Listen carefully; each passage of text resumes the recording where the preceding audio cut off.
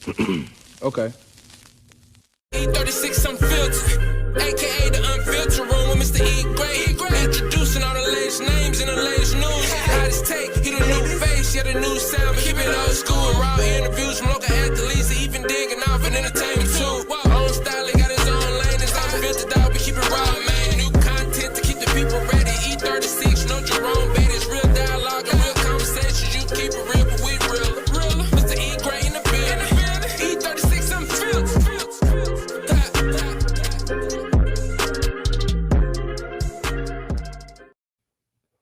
Welcome live, everybody. How you doing? It's your boy E Great for the E36 Unfiltered Live Podcast. We back here, got in studio, got a special guest, guys. You guys know I am a music lover. That's my first love. Starting back in the day playing the drums as a little wee one in the church house. So and then advanced from there, guys. So we got this man in the house, guys, from Dayton, Ohio, and I ran across him maybe early part of this year at an event out there at the camp. Here in Huntsville, and the guy was phenomenal. He just shut it down, and he embodied the true essence of what I feel a DJ should bring to the table. How he hype the crowd up and feel the crowd. And at that point, I'm like, yo, at some point in time, I gotta get this brother on, man. So without further ado, introducing the man, DJ Carl 937. Yo, what's up, y'all? What's up, man? I'm feeling good, man. It's a good Friday. Facts. I know, right? It's pretty hard. You have a bad Friday. You done had a bad day. You had a bad week. You know what I'm saying? Week, yeah, exactly. You're right. Yeah, a bad week. You know what I'm saying? So, man, like I said, glad to have you on the platform. Take your time to come out here, man, and you know, out your busy schedule. I know you got an event tonight.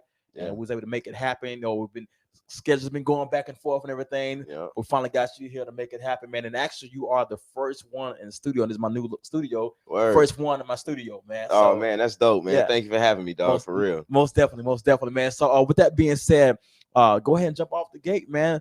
DJ Carl 937, man. I'm assuming now when I said 937, that's an area code. Yeah, it is. So why you hold it so dear to heart, man? Tell us what 937 area code represent and all that stuff. So 937 is the Dayton, Ohio area code. You know what I'm saying? So like when I was picking out like Instagram name and stuff like that, like I still want to keep home close by. You know what I mean? I don't want to ever forget. You know what I'm saying? And it's super easy too. Like people can type in DJ Carl. Granted, I'm gonna be the first thing that pops up anyway, but you gonna know every time you look for me that I'm repping Dayton, Ohio. You know what I'm saying? So, okay. Yeah. I like that, man, because what I was thinking about when you were saying first when I typed in DJ Carl, I was like, I wonder how he's, because you never think about how somebody spell Carl. Mm-hmm. So I'm like, maybe he probably spell it with a K. Then I saw it. I'm like, okay, keep it old school, put it original. You know what I'm saying? DJ Carl. So I'm assuming that's your first real name. And it's not. Name? No, so my real name is actually Clarence Mays, but man, it's a small story behind how I got Carl. So, okay, I would love to hear it. All right, so so back when Vine was a thing, so that's before TikTok and all that good stuff. So when Vine was a thing, me and my homie Corey Parks, man, we were sitting there trying to come up with names to start off our profiles and stuff. And I don't know what made me think of. So like Jimmy Neutron used to be like one of my favorite TV shows, man. So they had Carl, the nerdy dude with the glasses and chubby dude or whatever. So that's where Carl came from, and then it honestly just stuck from there, man. So I stayed being Carl. So. Okay, cool. So let's talk about that, man. How you got into it? So you found the name through pretty much Jimmy Neutron. Yeah. So you love it. So you still represent. You still watch it sometimes? No, man. It was in a cartoon, man. No, man. It was a good cartoon, man. But I watched it so much as a kid, man. I was like, it's time to give it up, man. So. Okay, I got you on that, man. So with that being said, let's talk about, man, how you got your introduction into the music scene in general, man. Becoming a DJ, because you see some different ways of people how to get into the singing, playing drums, playing the keyboards, whatever. DJing is a whole different entity by itself that embodies pretty much all of that in one. How did you start out? What introduced you to your love of becoming into a DJ? Okay, so it's an easy story too, man. So back in third grade, so that was like 03, you know what I'm saying? I was 8 years old. Whoa! I couldn't. I graduated from high school. Okay, go ahead. Man. So third grade, man, I was I wanted to go to the school dances because I wanted to socialize with people. Okay. But I can't dance. I still can't dance to this day. Like my wife is still to this day trying to teach me how to do the electric slide the right way. So nonetheless, man, I was like, well, I can't dance, and I don't want to just sit in the corner. Let me go see what the dude with the lights is doing, right? So I went up there, you know, and man, I mean, bruh had, I can't remember his DJ name, but I remember his real name. It's Trey Hill. Trey, if you ever listen to this, man, if you're listening, dog, I remember you, dog, and I'm still rocking, man. I still got my 1200. Oh man, Trey used to have me putting in work, dog. I used to go bring in like the crates full of records, man, like out his van, dog. Man, that built character right there, man. Let me tell you, facts, real quick. So, man, but yeah, third grade, man, like, you know, the crates. Wait, the crates, dog, so the milk crates. Oh yeah, okay, bro. You guys do about a real DJ. Yeah, crates, that's what I'm talking about. Telling you, man, like it was so serious, man. He was going to the record store before the school dances, man. I remember one time, man, he picked up I think Never Ever by Trillville, like brand new. You know what I'm saying? Out there, like I had, like we was ripping the plastic off of it for the party. You know what I mean? Where it's got the dirty, the clean, the acapella, and the instrumental all on the. Oh, come on, brother! I love it. Back. But nonetheless, you know, like I just learned from there. You know what I mean? And like I was just doing, you know, one or two or just like a few minutes. But as time went on, you know, by the time I got to 5th or 6th grade, man, he was hands off, and he was like, "Hey, man, you do you." You know what I'm saying? And, you know, he would break me off a $20 bill, man. I'm like, cool. I'm 6th grade. Let's go make some money. Something. You know, the girls was liking it because I was a DJ for the. Hey, you DJ in the party? Yeah. But then actually, man, what's crazy is too, like through that whole thing, like in 8th grade, like so I did the school dance or whatever the case is, and in full transparency, I have an older brother that passed away when he was 5 years old. So I was 5 months, but yeah, I never really got to meet him. But nonetheless, you know, like my parents have been through a lot already, having lost one kid. So I DJ'd this party in 8th grade. It was a birthday party for a girl that we all knew was in our class or whatever. I got a question for you. What's up? Do you mind sharing like how he passed away? He passed away from leukemia. Oh wow. Yeah. Wow. Okay. Yeah, he battled with that. So he was older or younger? He was my older brother. He was 5 years old when he passed. Okay. So gosh. Oh yeah. But nonetheless, you know, like this school, so this birthday party, and this is also to a very, very important piece of like this story, I feel like. So we walk into this venue. Imagine you got a left side and right side of the room. I wanted to set up on the right side. My dad was like, you know, nah, let's set up on the left side. Later on that night, there ended up being a shooting inside of the party. I mean, we're in 8th grade, you know what I mean? But there was a lot of people. It was way too many people in there. It was packed out. But a guy that we knew, he was, you know, getting, you know, robbed by somebody. I don't think it was really gang related. I think he was just getting robbed. He had, you know, nice stuff on or whatever. But they shot him. Crazy. They shot him. But there was also more shots that went off. But they went into the wall on the right side of the room in striking zone. Where if I was there, I would have got hit. I probably could have died. Wow. So wow. You know what I mean? So in the end of that, you know what I mean? Like after the party was over, of course, my dad came help me pick up and all that good stuff. But you know, at the end of that, my parents were like, you know, hey, let's take a break from this. You know, it's just it's a lot going on. I was shook up, you know what I mean? They were. You know what I mean? So then that's when I got into, you know, production. Wait, you said it's a school part? That's a school dance? No. It's a private birthday party. Yeah, for a girl that was like in our class. Okay. Yeah, but no, it wasn't at school though. It was for the whole thing. No. Dayton, Ohio. No, not that bad, man. Okay. But yeah, man. But that's what introduced me into production and engineering. So that's what it kicked off a whole nother side of me. But wow.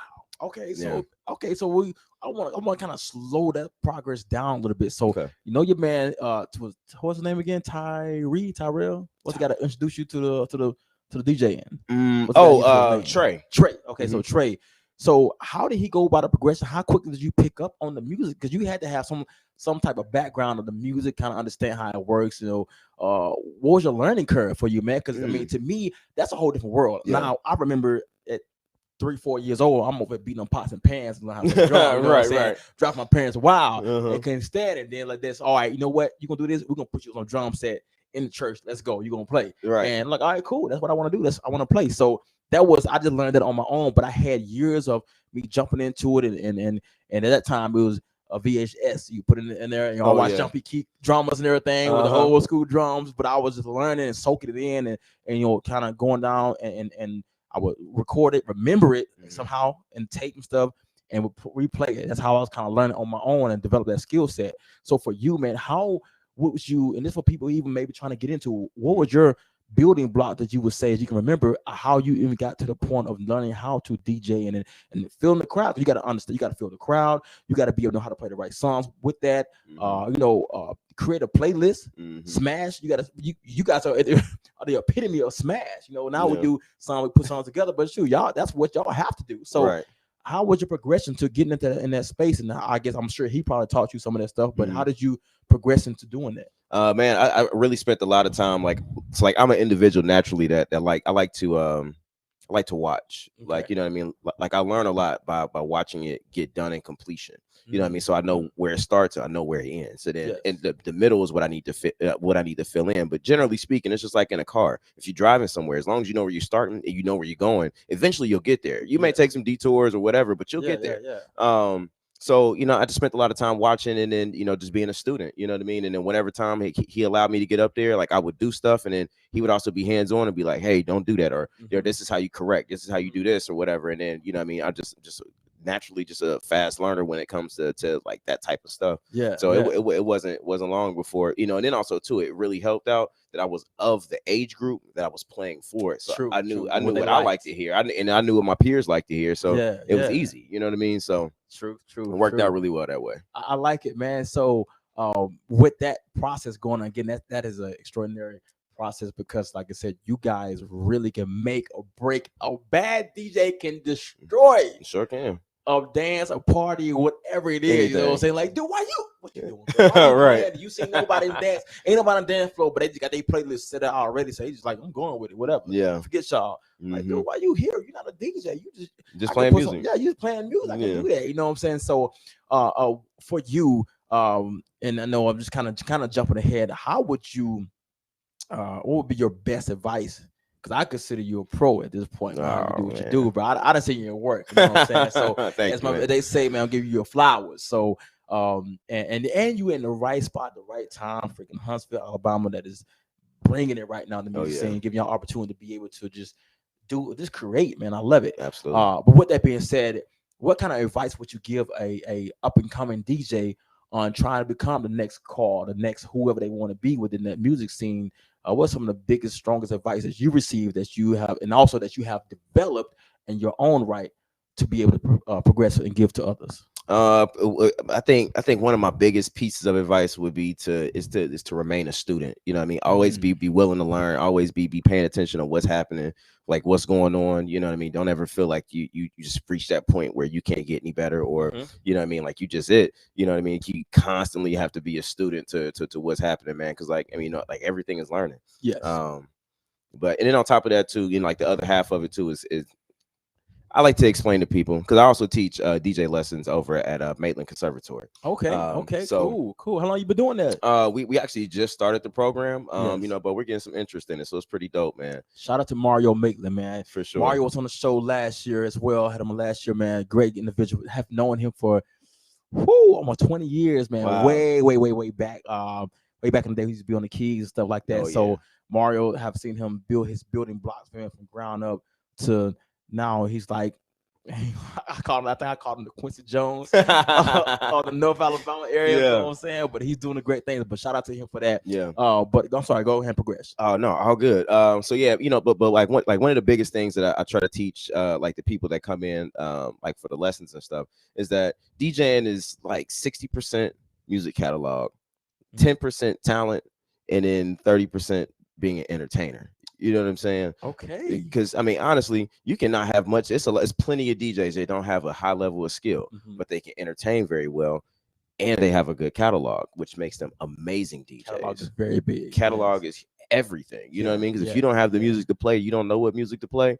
Then it's you can entertain all day, but I mean, if you can't keep it going by having that catalog, that's like, not it. You're playing, you know. I think the worst is it. All right, how do you guys feel? How do you guys take it when somebody, can you play this? Can you play that? Yeah, man. It's honestly, it's a love-hate relationship with that, man. I guess it's depending on how it's delivered. It's just like if it's like, bro, what you playing, bro? Can you play this? Or like, dog, I'm feeling it. I like it, bro. Can you throw this in here too? Yeah. I guess it may also depend on the delivery from the person who's asking you.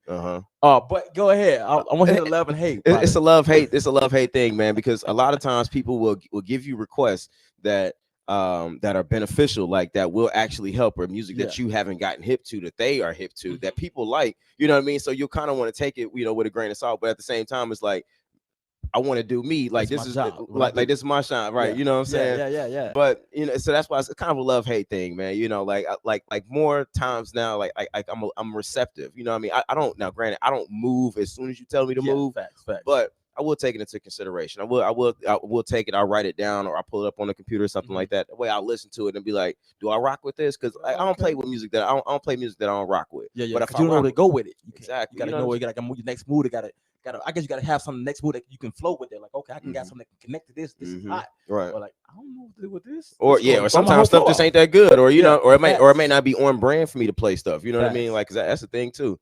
But you know, it just kind of just depends on what it is. That's why I say it's like a love-hate relationship, man. You know, but you know, it kind of is what it is. It's part of the game. Yes, you know? yes.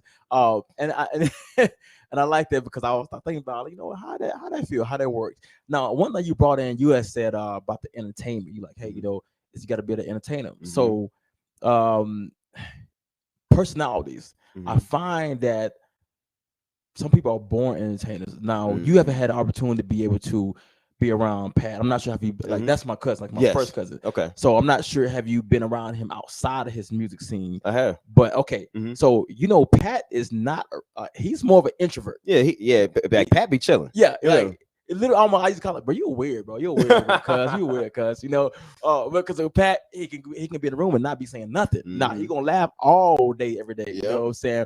But when he hit that stage, it's a switch that turns on, and I'm like, bro, you're entertaining. You're a straight performer. Like that's what you do. You entertain. So for you, what type of personality do you have, and do you have that switch, or are you somewhat naturally kind of a talkative person, and there's not that much for you to turn on that switch? No, it takes a lot for me to turn on that switch, man. You know, to be honest, like it depends on what the natural vibes are. But before like I actually get talking and I really go like over the moon, I usually have a shot or two. You know what I mean? I get some spirits going. You know what I'm saying? That, you know, to get me right. But yeah, no, naturally, man, I'm a quiet, I'm a myself individual. Like I'm very observative, you know what I mean? Like, I like to observe. I don't even know if that's a word. I might just make something up. Observe, that's it. Okay, observe, but I like to observe, you know what I mean, and kind of see what's going on, people out the room and everything. And if y'all, it's not filters, so we're making the words anyway. But you know, what we do here. But go continue on, sir. Oh yeah, so but yeah, no, I mean that's pretty much it though, man. I like to just sit back. I mean, naturally, I like to just sit back and see what's going on. I feel like I'd rather have control over situations than be surprised by situations. So that automatically makes me, you know, and it's just how I was raised too. That's how my dad is. So you know. Okay. Pops know best. Put it down for you. So what does the entertainer call DJ? The entertainer looks like, man. What is that? He's a completely different individual, like from like me, like on my day-to-day, man. Like I'm like I get around, like I'm smiling, like I'm energetic, like I'm talking a lot, I'm usually cussing a lot, you know what I'm saying? But you know, but I mean, but just like in good taste though, you know what I mean? Like I'm just active, you know what I mean? I'm activated as I like to call. I get activated is how I like it. I like it. So the DJ Carl have that that's another thing. So because Dre the drummer has Dre the drummer voice versus Dre talking, it's a whole different voice that comes out. So what? Do you have that? What DJ Carl had that DJ? Yo, this DJ Carl on the mother. Let me see. I for the most part, I keep my same voice. You know what I mean? Okay. Because I mean, people naturally, I mean, they just say I got like, you know, good radio voice, or I got good, you know, just talking like DJ voice. You know what I mean? So it's pretty much the same thing. You know what I mean? I like it. I might like the energy level might turn up like a little bit, but I mean, it's still pretty much the same voice though. Okay. I love it, man. I love it. So now for you, man, like so you progress. And you showing that what you do in your range when you're on that DJ table, man. And now you pretty much has become a staple at the camp, you know what I'm saying? And pretty much all around, but definitely the camp. Man, I did an event not long ago, and you was doing the music, and you like, hey, I want to go, man, but I'm not the DJ at the time. I'm my engineer. And I got you, bro, no problem. But for you, how's that platform? How has the platform for the camp and just how Huntsville has just really opened up things for you guys, man, has really impacts your career? How would you say it has impacted your career? It has allowed me to take more than one path on where I'm trying to go. Right. I enjoy DJing. I love DJing. You know, it's one of the first things I started doing, you know, and all that. And I still got like plenty of love for DJing, of course. But But like my real love and my attention right now is highly into live sound engineering or recording engineering. I do both of them. You know what I mean? Like, so before I moved here, I worked in a recording studio. You know what I mean? So worked with countless artists. You know what I mean? And did all type of stuff like with that or whatever. Okay. And then of course, getting here, you know what I mean? I'm at Mars Music Hall, so I'm at the Von Braun Center. Nice. You know what I mean? Now I'm getting to the point where I'm working with more artists and stuff like that. So, I'm working with bands and artists now. You know what I mean? So it's really dope. You know what I mean? Like to have gotten to that point, because I enjoy that. I enjoy that side of it. You know what I mean? Like live music. I mean, because the very, very beginning of like my music journey was playing drums in the church. You know what I mean? Okay. So, cool. So we went. we connected. Yeah. Okay.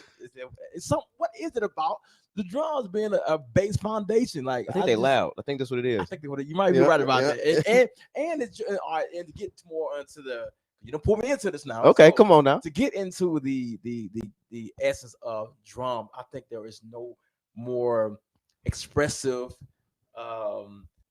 controlling heartbeat of the band, of the sound of the music than drums, man. Yeah. Like a dope drummer that knows how to play in pocket, and then when they get out of pocket, and he can control the entire move of the sound of everything. Sure, you know what I'm saying? Like, he get on that. Now you get a drummer that just like stupid talented, but has no concept of control.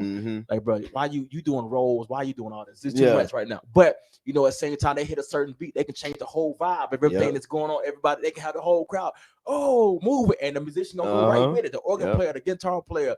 So to me, I think that correlates so well with how it controls so much. It creates so much. I played when I was playing. Bless her.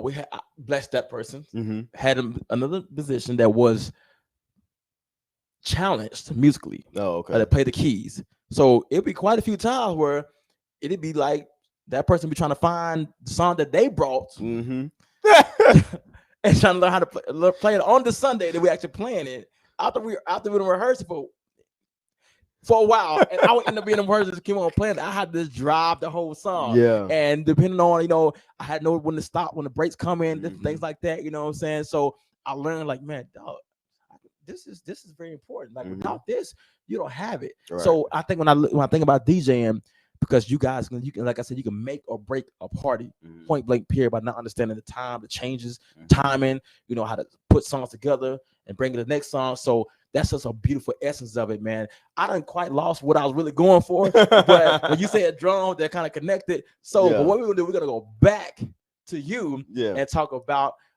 your progression to, you said you're recording, so you like to get into recording, man. So let's talk about your recording, man. As far as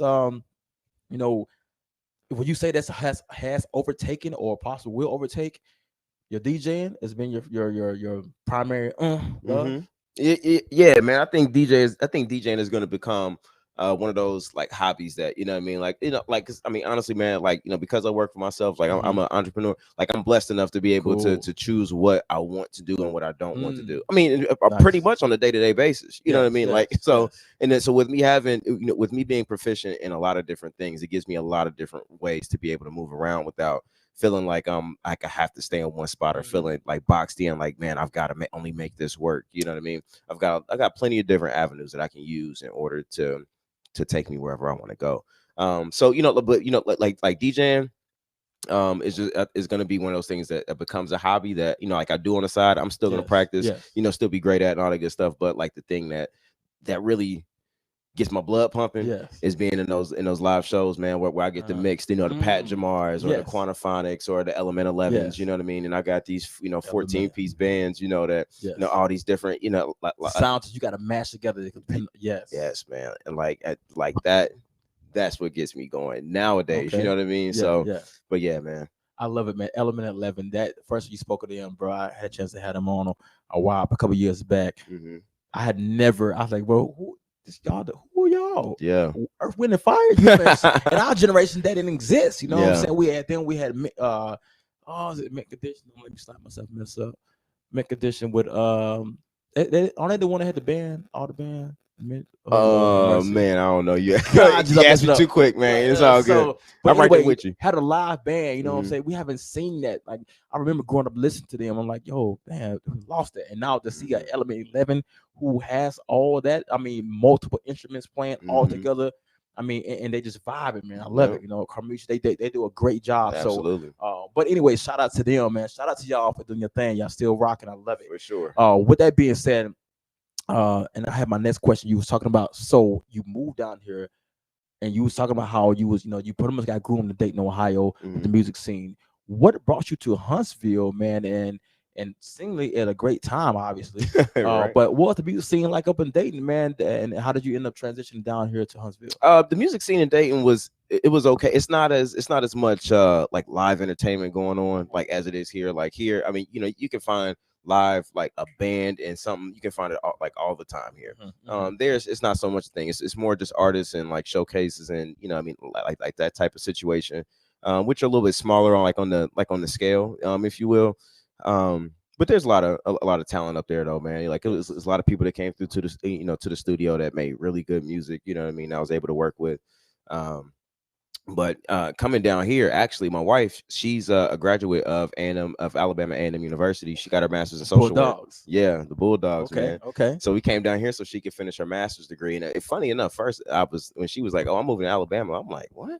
I'm telling my homeboys like, "Hey, man, I don't know, man. You know, Morgan going to Alabama." This was before we had got engaged and all that stuff too, man. So they were like, "Alabama? I don't know what's in Alabama." Cause everybody like I don't know what's in Bama, man. And my dude Dorian, man. Chicago beat. Oh yeah, yes.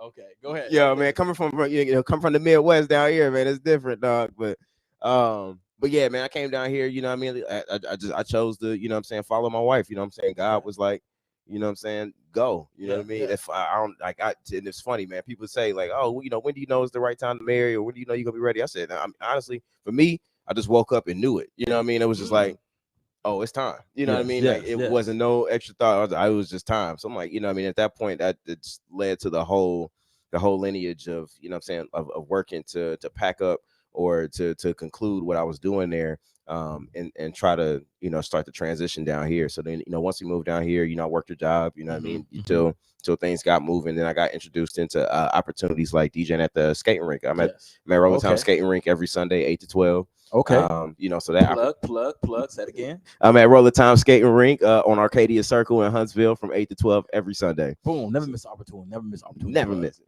Appreciate you, man. Look, I gotta give you something. Thank you, man. So I like that. But yeah, man. So then like once that, you know, became about, you know, then I was a little bit more present in DJing. Then I got you know, linked up with DJ Your Boy, you know, DJ Snapshot, and then from there, you know, since they're, you know, so big as far as, you know, like in the community of Huntsville, like in the DJ community, like they were able to help me meet everybody else and kind of get in front of new faces, man. And then, you know, just building relationships with people, man. Like, you know, then from there, you know, I didn't have to work anymore, and I was, you know, I was able to go do things on my own, man. So I mean, I was blessed, man. Truly, like this was a move that God had ordained. I'm telling you, like that I didn't even know, because I'm like, what am I gonna do in Huntsville? I mean, you know, now, you know, I mean, I'm married. You know, I got a kid on the way. You know, I got a daughter on the way. Speaking of that, man, man. So what's the expectancy of the date, man? So it's January, man. Yeah, I got a few more months left, man. So January, what you got a Capricorn? What is she gonna be? To be honest, I'm not into any of the signs, bro. I could not tell you. I don't even know. Okay. I know I'm an Aquarius, but that's it. I got. Well, what's your birthday? What's that date? February 10th. So I'm bad on that one as well, because I didn't know that may be right after. Cause all right, so I'm a Capricorn. It goes to the 20th, I think. So I would think you said Aquarius. Mm-hmm. She probably be Aquarius. So I got my little one coming in January as well. Oh, okay. Yeah. Congratulations, brother. Thank you. Excited, man. We're excited. Very excited. And yeah, she'll be in January, early January. So I think it's gonna miss. Yeah, it'll be a Capricorn. Another Capricorn. Yeah, but matter of fact, boy. I was elated, bro. I almost lost my mind. I'm like, oh, I got a boy. Yes. I was running all over the place. So yeah. But yes, congratulations on that, man. So how long have you been here? We got here. I think we moved down December of 2018. It was like right at the end of 2018. Yeah. So 2019 was the first full year like of actual being here. So how you have been describing everything and not knowing, you know, not anything about to like Alabama, period, much Correct. less Huntsville. Mm-hmm. And you came in a time where slightly before the boom really hit, Mm-hmm. but it was started. It was obviously already in the works and in the Right. talks of knowing. And man, being on this scene, man, because for me, Huntsville, like I just officially moved into Huntsville probably like probably right before the pandemic, 18 months. So I had been long myself. Now Okay. I'm from the area, so I knew about Huntsville Mm-hmm. outside of it, but I didn't know. I haven't been because I was in school, traveling, playing ball and everything. And I was playing ball all over the place. You know what I'm saying? Getting traded here. Okay, go here, sign a free agency deals here. And so me coming back here was like, okay, all right, whatever. Let's see what happens. Did not know the music scene was on the rise here. Mm-hmm. Like you said, you got the DJ. You talk about your different DJs that you got introduced to. For you, how surprised were you to see the speed of how quickly this music scene exploded here in Huntsville, man? And did you guys have to carve out a place for DJs? Because I didn't know whether there was a place for DJs necessarily, how that scene still works. I remember back in the day, DJs was it, you know what I'm saying? But I didn't know that space for it. So how was it navigating through that place to be able to say, okay, hey, I know y'all like artists, I know you like musicians, we got DJs, we here too, you know what I'm saying? Let's get it in.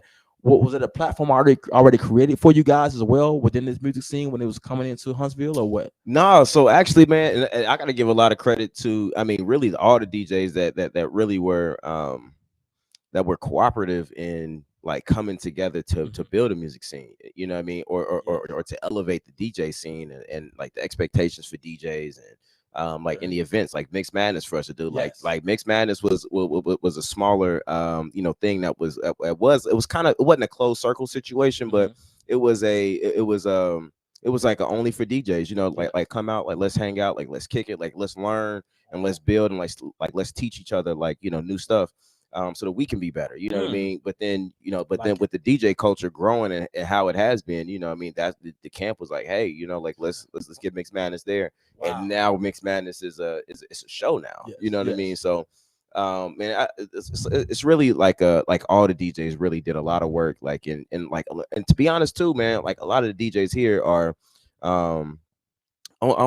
like friendly is a word, but that's not really the word. It's not the word I really am trying to use. But like all the DJs were very like welcoming and like, what I'm saying, like everybody supports each other. You know what I mean? Like nobody's like really fighting against anybody. You know what I mean? Like they're trying to knock off heads to go over here so I can work, and what I mean, whatever. Like everybody is on the same page. Everybody supports each other, man. And that's one of the really big things that like a lot of cities don't have. They don't have people that are able to be like, like, let me help you. What I'm saying? I'm trying to help myself. And it does not exist everywhere. That's very true now. That's very, very true. So that right there, man, was one of the biggest pieces. I feel like that was instrumental, was just like the initial, like the energy and like the way the DJs even think is what allowed, what I'm saying, us to get to where like we are now for real. You know what I mean? I think if people kept trying to pull other people down, the DJ community wouldn't be what it is now. Get ate up. Yes. And I love it, man. And I want to tell a big shout out. I don't know was this designed to be this way, but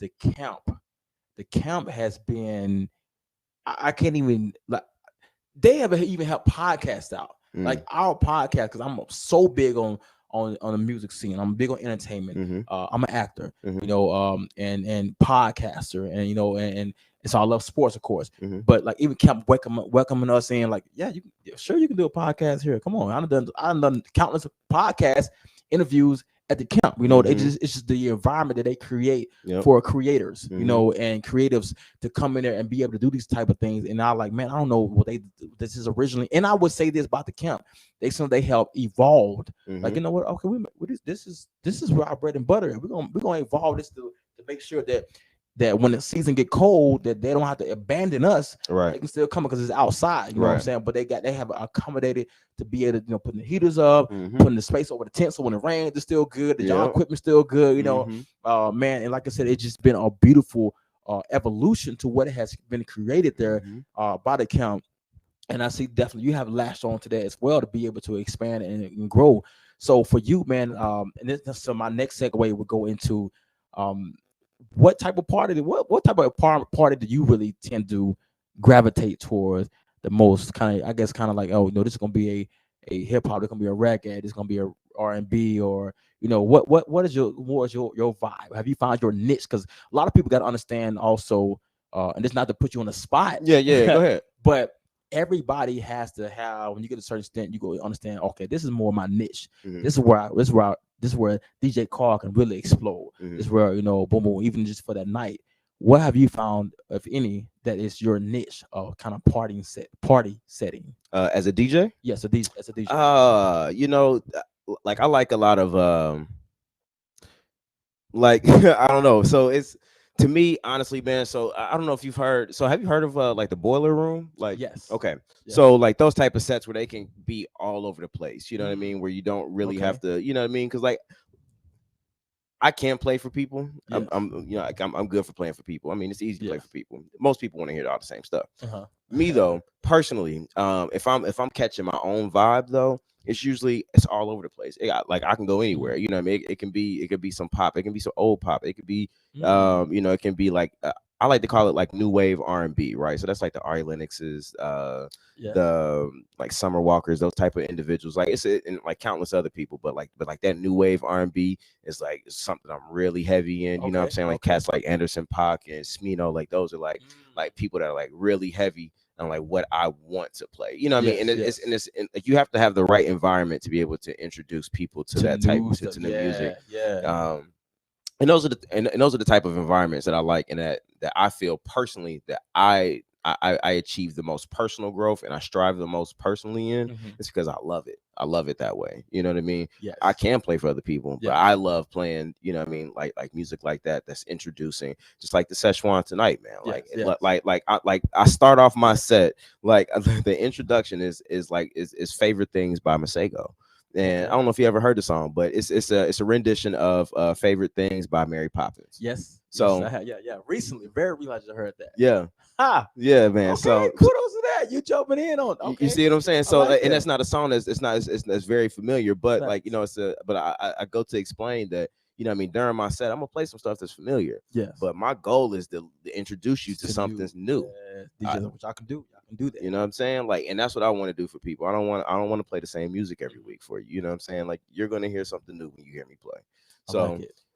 So yeah, man, you know what I mean? So it's gonna be like a lot of new music in there, whatever the case is, but it's one of those pinnacle examples is happening literally as we speak. Yes. You know what I mean? Of me thriving in that aspect, man. So Okay, I love it, man. Yeah. So have you heard of this group? Hiatus. Coyote. Yes. Yes. They dope, man. Not even from people. They had a show in Atlanta. They Yeah. don't hardly perform here. Wednesday night, I think it was Wednesday night. My homeboy just went. Oh yeah. Mhm. Okay. So they are a group, man, that just people don't Mhm. they say don't really Yeah. know. You know what I'm saying? Mhm. And what I love about them is that people talk about culture vultures and stuff like that. Mhm. If you haven't never seen it, you would have no clue Yeah. of their ethnicity. You'd be Yeah. like, wait, what? How y'all grooving like this? Yeah, Wait, what for a sure. minute. You know what I'm saying? That's when I say that I enjoy music, I love music. Mhm. I'm talking about all forms, how they come and the sounds and just no rules. You know what I'm saying? Yeah. Let's hear a sound, let's create a sound. We're gonna make it our sound. We don't know what we're gonna call it, but we're gonna just come with it. You know what I'm saying? So to hear it yourself, to know even those, you know what I'm saying, and really expand. And let's talk about catalog, man. Like for you, your catalog, and who are some of your inspirations? And the reason why I think this is important question, because for me, like I told you about my sports background off air, Mhm. grew up.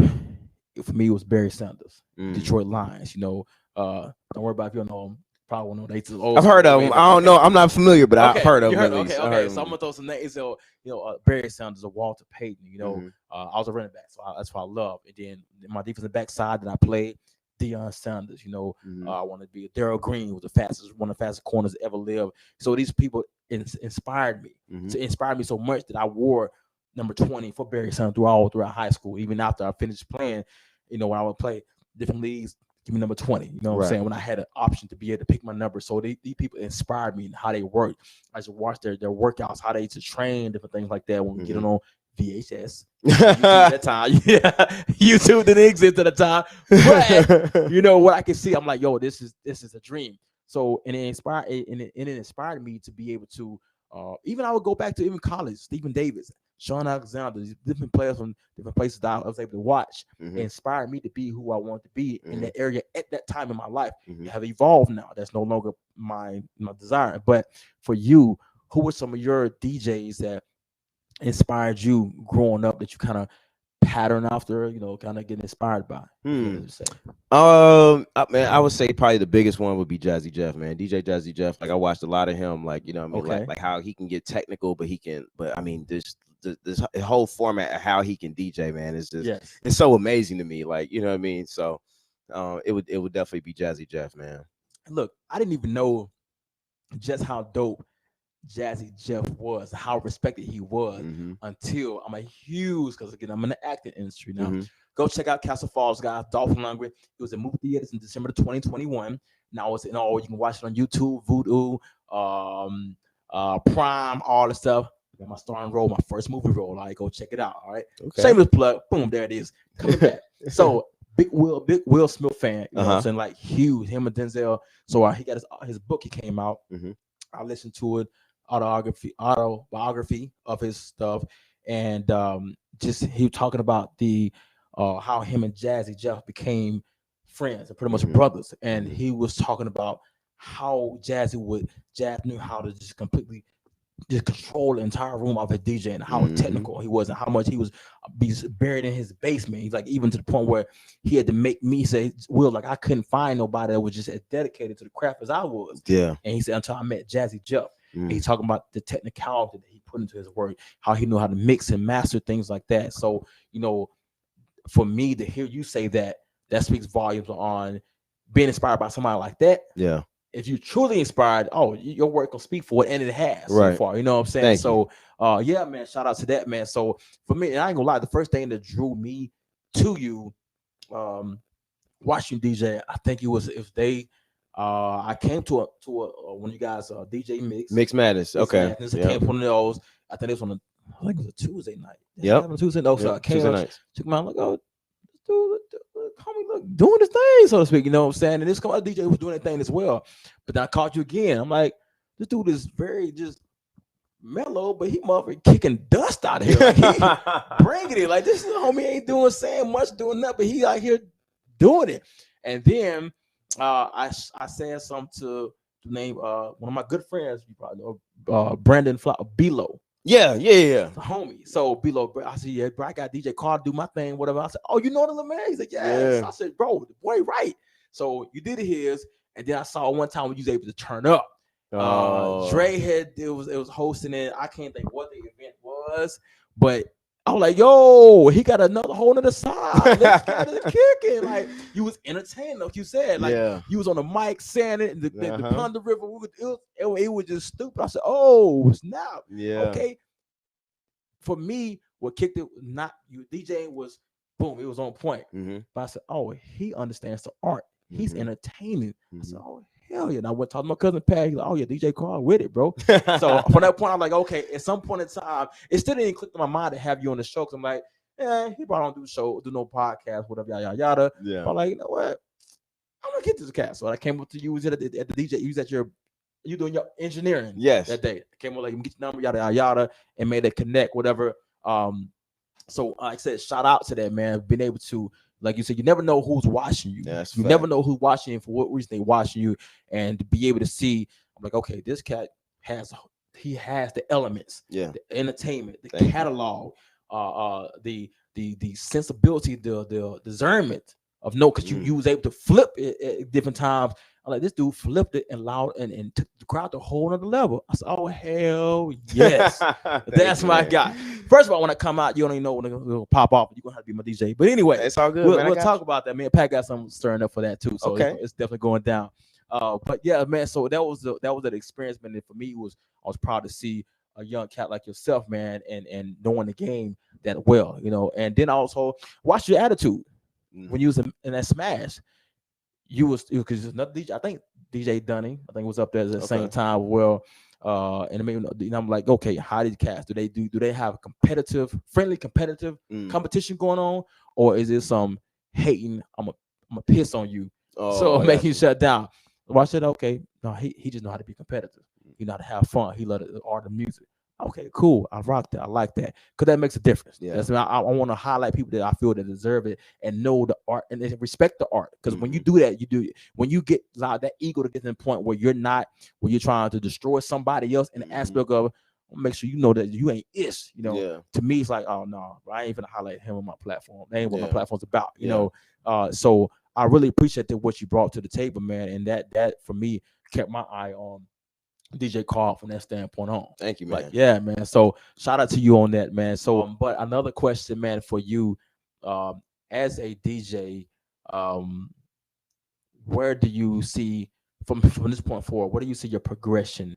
And just as DJ Carl or Carl yourself, you know, what do you ultimately want to do with this platform that you have created? Man, you know, honestly, that's a very good question. Because I've been on the fence about like DJ wise, at least, like what do I want to do for a while. But I mean, honestly, man, if Donnie and I went on the road to do what we're doing tonight, I would be in heaven. That'd be the perfect combination of whatever I was looking for, you know what I'm saying? Like my wife and my daughter would be able to come enjoy shows, you know what I mean? It's not crazy, you know what I mean? You know, there's, you know, people cussing or getting naked or stuff like that, you know what I mean? Like they can come and enjoy an actual good time. Yes. That's like what I see myself like in the future, like DJing wise, you know what I mean? At least going, you know what I mean? So I like that. Yeah. Of course, with the and also you're talking about on the producer side, engineering side, and things like that. Who are some of the artists, man, that you would love to work with locally that you haven't worked with, and you know, just that's out in the market now? I'm trying to think. So the camp, honestly, man, like they have provided me a lot of opportunities to work with. I mean, I would say almost not every artist, but I mean, but a lot of, I would say a good majority of artists like in the R&B realm.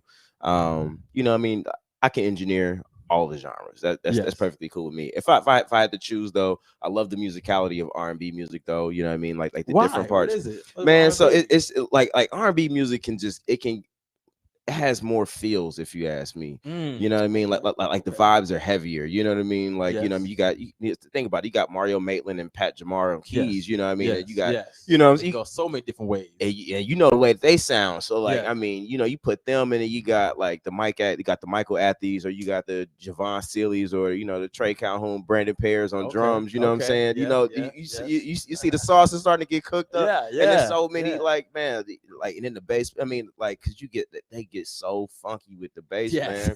Like, man, I got John Veers tonight, dog, and I tell you, man, that dog does not disappoint. Oh my god, yo, listen. Nice. So, man, you know, like, and then like even cats like, and I'm just shouting out like the cats that I genuinely rock with, like Renee, man. Renee's from California, but he's out here, man.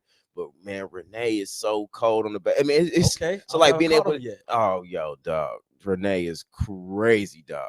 But shout out. Yeah, man. So yeah, man. But like being able to hear all those different combinations and then hearing like a lot of like the good like R&B music like that follows up with it. You know what I mean? Like Pat Jamar has an amazing set. You know what I'm saying? Like Mimi B. Jones worked with her. Like she has a great set. You know what I'm saying? Like Gypsy Soul, great voice. You know what I'm saying? Like you know, so like a lot of these people like R&B is like where I would love to be. You know what I'm saying? Just because like I can resonate and connect with that music a lot more. So like, because engineering is more than just like pushing, you know, faders and knowing how to make something sound good. It's about the feels too. You know what I mean? Like engineers bring out a lot of emotion. You know what I'm saying? Like, you know, like into records. So like, and it may be something that just happens that people may not realize that something happens, but like Wade Brown's got a few songs that like, you know, like there's like pieces. Cool ass voice. Telling you. I like it. Yeah, he got that old school, like, bro, where you going? Okay. Cool. Yeah. Okay. Yeah. You know, and I can't I can't remember. I think the name of the song was Back in the Day. I cannot remember. Excuse me, Wade, bro. I'm sorry, dog. I cannot remember the name of the song. But at the end of the song, though, you know what I'm saying? He said something about, you know, when you make it up to heaven, tell mama to save me some grits. You know what I'm saying? But at the end of grits though, and like the music cuts and it's just his voice. But like as an engineer, I throw a delay on there to where grits echoes out. You know what I'm saying? So like it just adds to, like, he's already speaking It like adds to the essence of it. oh my god, yeah, like, and it just adds all of those. It adds those different type. It adds that extra emotion, like it. You know what I'm saying? Like to where it captivates you. Like, man, I really just heard a great song. Wow. You know what I'm saying? So like you get all that stuff like in post production on the computer and Pro Tools and stuff. Yeah. But getting it live is it's a different animal. You know what I mean? So to be able to deliver that same experience like in a venue, it just elevates that emotion and that feel a whole lot more. So okay, yeah, I love it, man. And you know, so those things are, like I said, those are things that inside that you don't know if you outside looking in, or what makes you get guys' jobs so unique. And how you guys add that touch and that passion and those things like that. Which kind of brings me to another question, man. So how important is it for you to know the artist that you are performing for ahead of time? How much kind of work do you do ahead of time? Like, okay, you're gonna be playing these. Do you want to know kind of the tracks they're gonna be playing and singing, so you can kind of be able to add an extra echo to this when they say this and that? You know what I'm saying? When they're doing a live set, is that important for you to know as well? To be honest, yes and no. So it's important to know if you're with the artist. So if I'm touring with the artist, then you know what I mean, of course, you know, like all that, you know, we have rehearsals and we practice all the songs top to bottom, and they sound the way that they're supposed to sound for the show. That way everybody has an idea of what this is supposed to be. Gotcha. But in the situations where at the camp, where I have, sometimes 4 different bands in the course of a 2-day period, you know what I mean? It's it's really hard. And on top of that too, a lot of people do covers, you know what I mean? So and it's no telling what song. Some people come up with a set list as they walk on the stage. Some people are on the stage making the set list. Yeah. So but it takes you being like just invested into what you're doing to begin with, you know what I mean? Like from the time they start the song, try to understand what song that they're singing, you know what I mean? Understand like understand like the patterns of it, it's kind of like drumming too, you have to understand patterns and how things are played. It's the exact same like when it comes to voice. And then you just get creative from there. You know what I mean? Like, like sometimes there are things for you to do. Sometimes there isn't. You know what I mean? But you just kind of have to fill it out and play it out. I mean, truly, especially when you get those on the fly, like on the fly things. So okay. Now I'm gonna get a little more personal. This is more so for me. It's more for me. I'm trying to go in a different zone, a little bit different area, exploring my skill sets. So how important is it when you're on the stage? Not this musician, the artist, but with the host. When y'all trying to vibe in between the sets, and everything. How's it important you kind of know his flow, or how do you guys vibe? How do you normally just naturally like, I'm gonna feed off what he bringing, then I'm gonna go with that, yada yada. How did that normally work? And do you kind of prefer certain hosts that you done been work with to be able to develop that chemistry to make sure you guys match well? How that works? How is the importance of that? Man, so I mean, shoot, that's very important, man, because on the times where you taking a break, you gotta rely on your other team member to help keep the energy up, what I mean, from either from where you left it and elevate it, or at least keep it right there, what I mean? So there has to be some level of coordination. And and everybody's different. So what I like to do is beforehand, like whether it's with musicians, as a DJ, or with singers as a DJ, or as hosts as a DJ.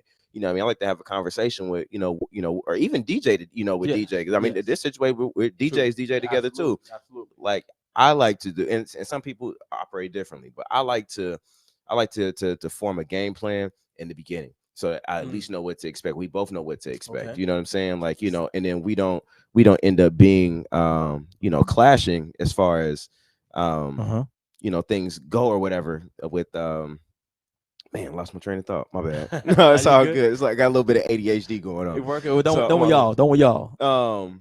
But you know what I'm saying, just so we all on the same page, and and nothing is a surprise really. You know what I mean, as far as if I'm about to step out of bounds, or what I mean, or so that we can like travel the same path. There's no point of us being in 2 different cars, you know what I'm saying? Going like this when we all doing the same event. We need to be riding like this, you know what I mean? Okay. Yeah, I like to form a game plan. Okay, cool. And that's an important question because so like for me, like I love a real I haven't. Well, I had the experience one time. Have a live DJ while I'm hosting. Okay. Cause they're like, yo, DJ, give me something. You know what I'm saying? Mm-hmm. I know that he gonna know what I Right. mean by that and what Yeah. I need. And that point in time, we finna be jigging. We Yeah. finna be on the stage. I'm finna go a couple of shots out there, a couple words. Boom. Mhm. Them, yo, DJ, what you got? Boom. You know, bringing Mhm. it back and forth. And it just creates an entire a beautiful moment, a beautiful segment and hype the crowd up so that when the artist come on there, he just delivering. He ain't even got to Yeah. hype the crowd up no more. You know what I'm Mhm. saying? So that's the beauty of it, man. And like I said, I just like to hear that, man. I like for me to have the type of conversations, and I Oh, know we yeah. kind of went off of the rabbit hole. I kind of gave a little personal with my questions. You know, of course, it's my show, so that's what I do. I filter.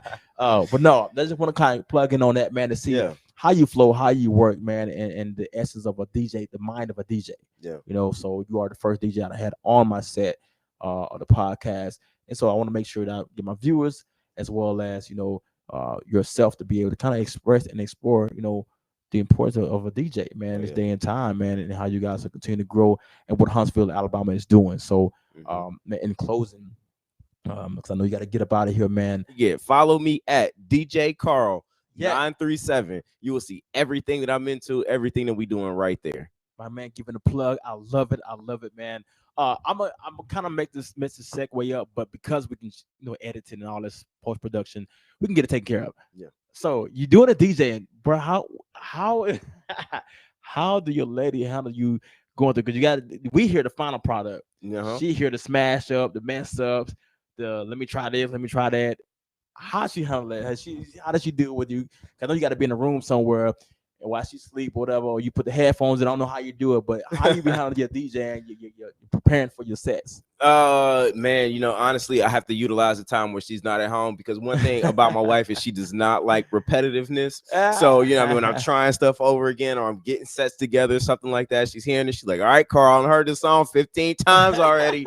Go try something new. So, I just have to navigate those times. But in all realness though, usually like she's like super cool. She just be like, man, just do your thing, do whatever you love. Oh man, she loves music, man. That's actually how we connected, man. Like honestly, as a matter of if I got time, I want to tell this story. Absolutely, man. Okay, go ahead. So I had just left Johnson C. Smith University. I went to Johnson C. Smith University. Funny enough, at Johnson C. Smith, I wasn't like when I went in. I wasn't. I was still on my break from DJing from 8th grade, so I didn't DJ throughout high school until I went back to college. So none. No, I did practicing, but I didn't do events. I wasn't out. Okay. So I was just doing stuff like in the house, making like videos and stuff like that or whatever. So I guess I was still kind of DJing, but just not events. So then I went to college. I met my best friend. He was actually the best man at my wedding. I met him there. We was kicking it, man, and like his his music love was about the same as mine. So like I was playing songs, and he was like, "Dog, you should be a DJ." I was like, "Bro, I used to be a DJ for real." He was like, he was like, "Man, I don't know. You might want to reconsider, dog." So I've got the receipts, man. I was staying in his house for spring break. Man, we were driving back and forth from campus all week, picking up new DJ equipment because he was just like, "Man, you should do it." And I'm like, all right, what I'm saying? I got my refund check. Let's do it. You know what I'm saying? Yeah, that check, baby. Yeah, that check can get work magic, dog. You know what I'm saying? So, man, I did that, and I started DJing on campus, man. And like from there, so then, after the semester ended, went back home, and I just didn't go back to school. I'm gonna keep it real. I was procrastinating on getting financing. You know what I'm saying? I like to be transparent, man. Ain't no point in me, BSing, man. So I was procrastinating on getting my finances secured to go back to school. So I ended up staying home in Dayton, and I worked at I worked at the store that my wife's best friend worked at. So it was the same store or whatever. So he was like, man, come kick it with us. Come kick it with us. And I'm like, oh, okay, cool, whatever. You know what I'm saying? Yeah. But then at one point, my wife walked in the door and she was like, "Wow, what time you getting off of work?" And I was like, "Yo, who that?" He like, "Yeah, she gonna be. What is it like? Go kick it." I'm like, "All right, bet I'm there. Okay, I'm coming." You feel me? So my wife was a part of a friend group that was all males. You know what I'm saying? She was the only female. So now I wasn't trying to be the dude. You know what I'm saying? The only girl the new dude pushing up on the only girl. Come on, but you know what I'm saying? But I wasn't even pushing him. You know what I'm saying? So she was, attracted to the energy of me. You know what I'm saying? Being like kind of hands off. Okay. So like we ended up. So other way, you played it cool. Oh man, I played it super cool, dog. Oh man, listen, I could stay in the back seat. I spoke when I needed to, and you know what I'm saying? I was Kept it chilling. moving. Man, I'm telling you. He was playing the game the whole time. He put the game. He put that work. He put that solid, quiet, silent. Yeah. Yeah. Uh-huh. Yeah. Hey, listen, you know the real ones know. The real ones know. You know, it's all good. So so at the end of the night, of one of the nights that we was kicking it or whatever, it might have been like the 4th or 5th night that we like have been hanging out or whatever the case is. You know, everybody was getting ready to go home, and I was playing J. Cole in the car, and J. Cole was her favorite artist of all time, and I was playing like, you know, Truly Yours J. Cole. So that's like that's mixtape J. Cole. You know what I'm saying? Like you can't find it on Spotify. Yes, you know what I'm saying? So she was like, "Yo, what's that?" And I'm like, "Man, this is." I'm like, this type of music I listen to. Like let's ride, man. It was over then. It was over with. It was over. It was over with. That's the beginning. That's the ending of the beginning of what you got. All right. Yeah, cool. that's a fact. And I mean, to this day, man, we'll still be in the car. She'll be like, "Yo, I got some new music for you." Like, you know what I'm saying? It's always top notch. Yes. Oh man. So you know what I'm saying? So to make my point though, like she was like into the same music or into that music and understood that from jump. So you know what I mean? For her, it's not hard for her to adjust to your mood. Oh yeah. Music. Okay. Yeah.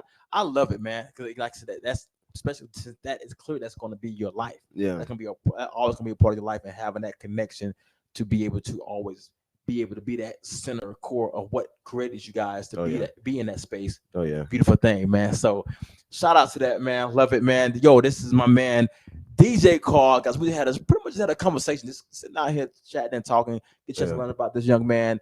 Excited to have him on my platform. Yo, guys, go support it. Again, that's at DJ Carl 937 at DJ Carl 937. That's with a C, not a K. That's right. On the E36 Unfiltered. It's your boy E Great, guys. I'm out of here. Again, make sure you guys go like, subscribe, all that great stuff. You know what it is. Make sure you be there. Check us out. It's going down. Make sure. 6 Unfiltered, aka the Unfiltered Room with Mr. E Great. Introducing all the latest names and the latest news. Hottest take, he the new face, yeah, the new sound, but keep it old school. Raw interviews from local athletes, even digging off and entertainment too. On style